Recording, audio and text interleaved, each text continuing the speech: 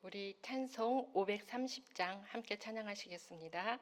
540장 주의 음성을 내가 들으니 540장입니다. 주의 음성을 내가 들으니 사랑한단 말일세. 믿는 마음으로 주께 가오니 나를 영접하소서. 내가 매일 십자가 앞에 더 가까이 가오니 구세주의 흘린 보배 피로써 나를 정케 하소서. 주여 넓으신 은혜 베푸사 나를 받아주시고 나의 품은 뜻 주의 뜻같이 되게 하여 주소서. 내가 매일 십자가 앞에 더 가까이 가오니 구세주의 흘린 보배 피로써 나를 정케 하소서. 주의 보좌로 나아갈 때에 어찌하니 기쁠까. 주의 얼굴을 항상 배우니 더욱 친근합니다. 내가 매일 십자가 앞에 더 가까이 가오니 구세주의 흘린 보배 피로써 나를 정케 하소서. 우리 구주의 넓은 사랑을 증량할 자 없으며 주가 주시는 참된 기쁨도 헤아릴 수 없도다. 내가 매일 십자가 앞에 더 가까이 가오니 구세주의 흘린 보배 피로써 나를 정케 하소서.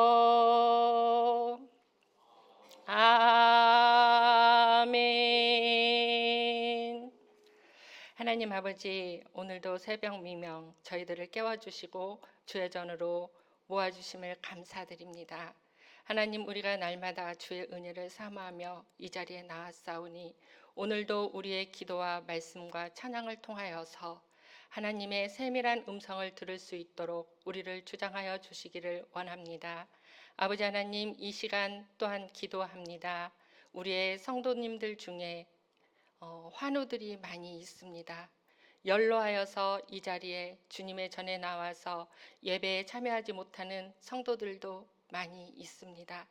하나님, 젊은 날에는 참 그 누구보다도 열심히 주의 전을 오갔으며 건강할 때에는 그 누구보다도 주님의 은혜를 사모하며 이 예배의 자리에 나왔던 하나님의 사람들입니다.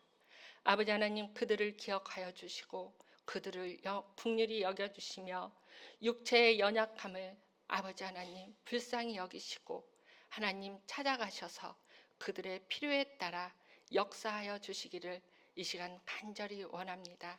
이 자리에 참여한 우리 모두의 마음 가운데에도 주님께서 이 시간 신령한 은혜를 쏟아 부어 주시기를 원하오며 우리 주 예수 그리스도의 이름으로 기도합니다.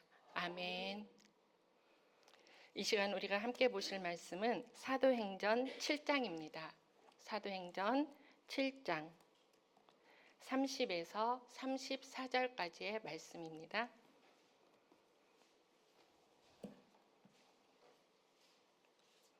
사도행전 7장 30에서 34절까지의 말씀을 한 목소리로 합독하겠습니다.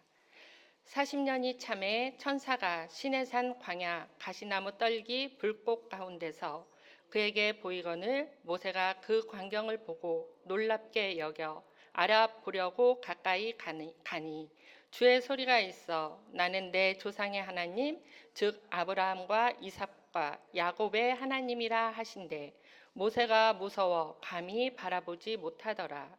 주께서 이르시되 내 발에 신을 벗으라. 내가 서 있는 곳은 거룩한 땅이니라.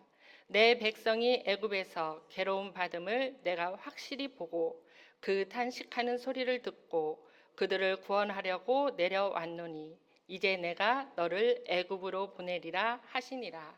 아멘.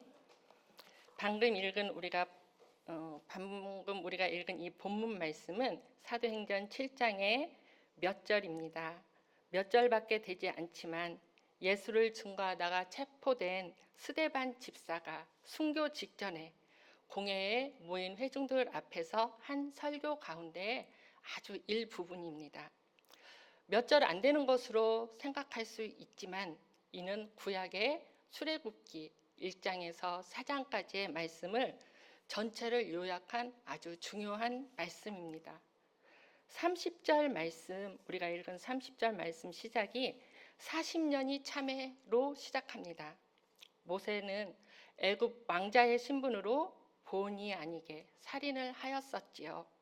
때문에 바로 왕의 손에 죽임을 당할 위기에 놓였고 살기 위해서 도망쳐 피신한 곳이 오늘 말씀의 배경인 미디안 광야입니다.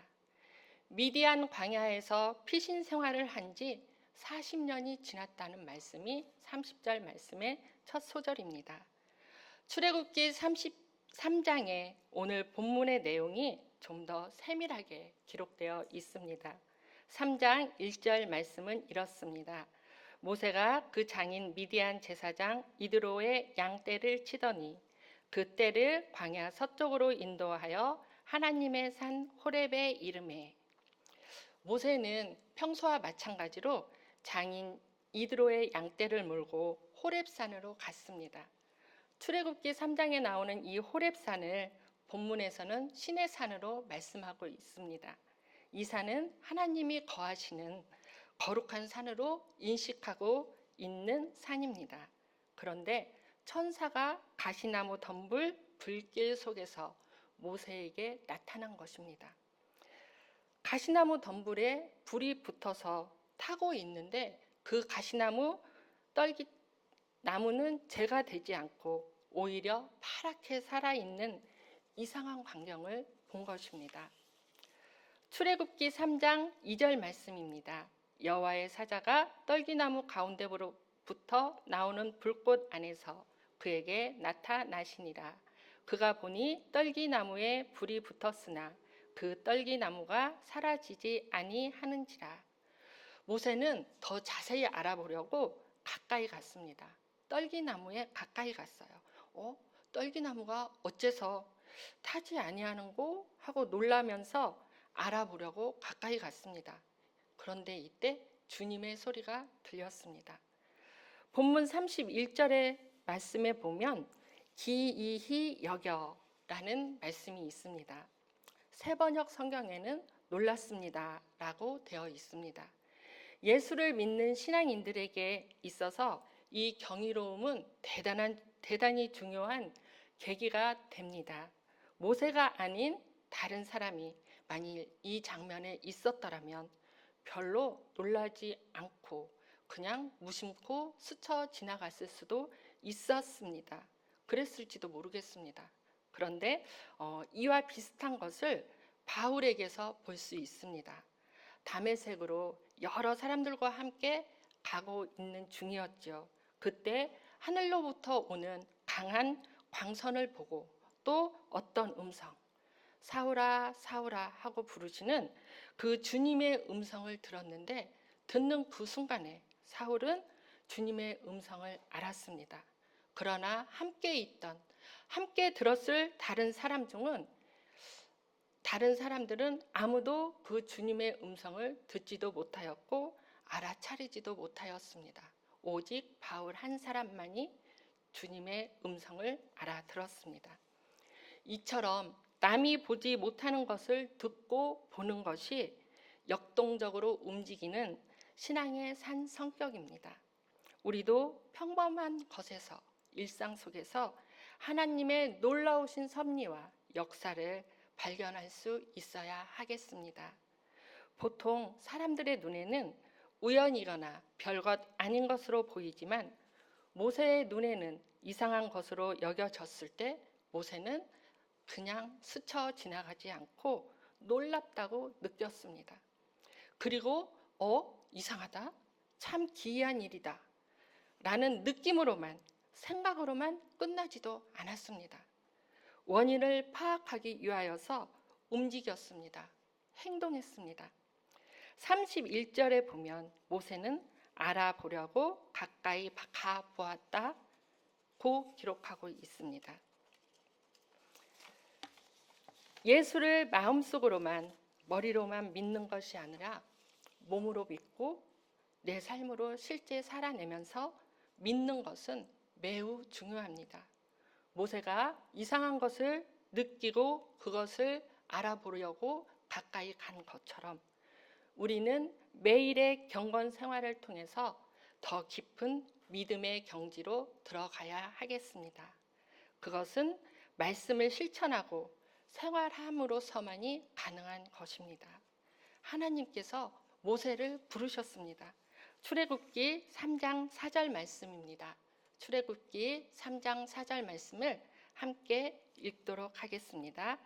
여호와께서 그가 보려고 돌이켜 오는 것을 보신지라. 하나님이 떨기나무 가운데서 그를 불러 이르시되 모세야 모세야 하시매 그가 이르되 내가 여기 있나이다. 모세는 40년 동안 애굽의 왕자로 최상위의 삶을 살았습니다. 그러나 또한 40년 동안 미디안 광야에서 그 누구보다도 외롭게 참으로 공고한 날을 살았습니다. 그런 모세의 이름을 지금 하나님께서 불러주십니다. 모세야, 모세야. 혹시 광야에서 양을 치며 40년을 살아온 모세인 듯 삶이 공고한 분 있으신가요? 내 힘으로 어쩔 수 없는 문제 앞에서 혹은 병고로 인하여서 낙심하여 계신 분 있으신가요? 모세야, 모세야 부르시는 하나님께서 여러분의 이름도 부르고 계십니다. 하나님은 모세가 돌이켜 오는 것을 먼 발치에서 보고 계셨습니다. 하나님은 그렇게 우리를 바라보고 계십니다. 주무시지도 않고 졸지도 않으시면서 우리를 그렇게 지키시고 계십니다. 결국에는 승리한 수많은 믿음의 선진들처럼 그렇게 여러분도 주님의 부르심 앞에 위로를 받으며 소망 중 인내함으로 믿음의 경주에서 승리할 것입니다. 하나님께서 모세에게 사명을 주십니다. 애굽으로 가서 이스라엘 백성을 인도해 내라고 명령하셨습니다. 그런데 모세는 하나님의 이 사명 주심에 알겠습니다. 하나님 하고 따라가는 것이 아니고요. 하나님, 나는 못합니다. 내가 무엇이건데 그런 일을 할 수 있겠습니까? 하나님, 나는 지도력이 부족합니다. 하나님, 차라리 말 잘하는 내 형 아론을 시키십시오 하면서 거절하였습니다. 계속해서 거절합니다. 출애굽기 3장 7절에서 22절까지의 말씀의 내용이 이 내용입니다. 그러나 하나님은 끊임없이 계속해서 모세와 대화를 시도하십니다. 그리하여서 결국에는 모세와 하나님의 서로의 의견이 합하여졌습니다. 하나님과 내가, 그리스도와 내가 뜻이 맞을 때 마음이 하나가 되는 때입니다. 하나님의 깊으신 뜻이 너에게 전달되고 나의 간절한 기도가 하나님께 전달되는 때, 그때는 내가 너 안에, 너가 내 안에 있는 것을 경험하게 되는 것입니다.